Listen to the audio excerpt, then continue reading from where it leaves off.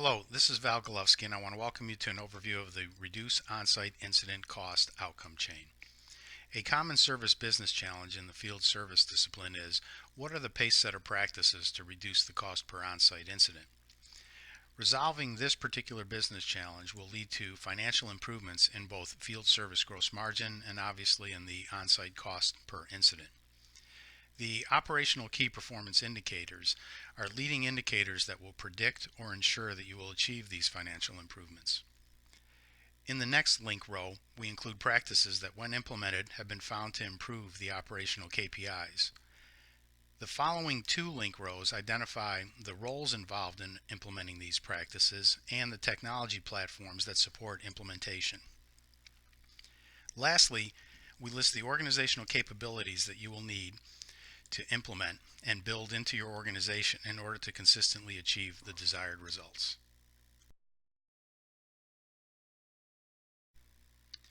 Within the outcome chain, there are a number of connections that show important cause and effect relationships. These connections are shown right here. I'll highlight a few of them just to give you an idea on how to use these connections. In order to reduce on-site costs, you have to have a firm grasp on the various cost components. So what I have listed here are hourly labor burden rate, your travel time per incident, your first visit repair time, as well as your first visit repair rate. Now, there's little chance that each of these KPIs will contribute equally to improving the result. For instance, your repair time and your travel time may be at pace setter levels, but your hourly labor burden rate may be high compared to the industry, which is what's contributing to your off-target on-site cost per incident. Now that I've given you a broad overview of the outcome chain, I'm going to use another connection to illustrate how to use the chain to drive improvement in your business. Since you don't have unlimited resources to throw at a problem, comparing your performance to the field service benchmark can help you prioritize by identifying where you have the largest gap.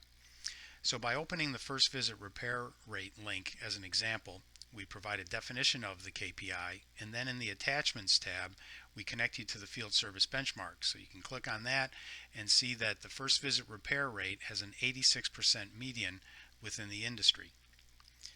Now let's assume that after you compare your performance to all of the KPIs on the link row, this is where you have the largest gap in performance. If we want to improve that KPI, we can click on the Connections tab and see what practices can improve this particular metric, who needs to be involved, the technology platforms that you need, and what capabilities you need to instill. So for now, let's jump into the practice itself. And when we open up that link, you can see a description of the practice, and then within the attachments, you can get an understanding of how prevalent a particular practice is within the TSIA membership.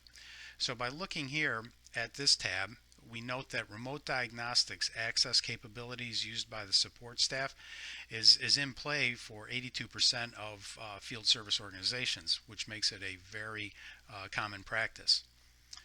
Further in the link, we can see that we have a research report on remote monitoring and proactive support.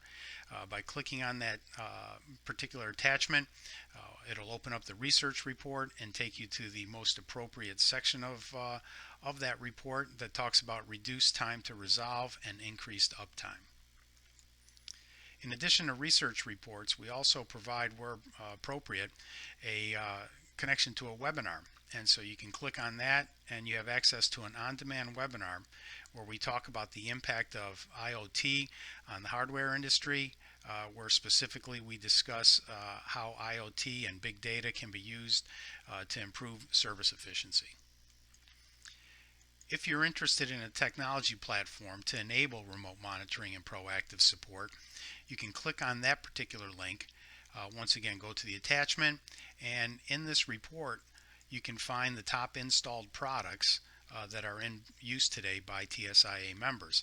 So clicking on that attachment takes you to the research report that identifies the proactive support and intelligent diagnostics platforms that are in play today with TSIA members. Finally, you can look on the capabilities row and take a look at, for instance, embedded and remote diagnostics, description of that capability, and then you can see that if you were to implement this particular capability within your organization, that it's leverageable against a number of other business challenges within the industry. So let us know what you think about the outcome chain, and good luck with your implementation.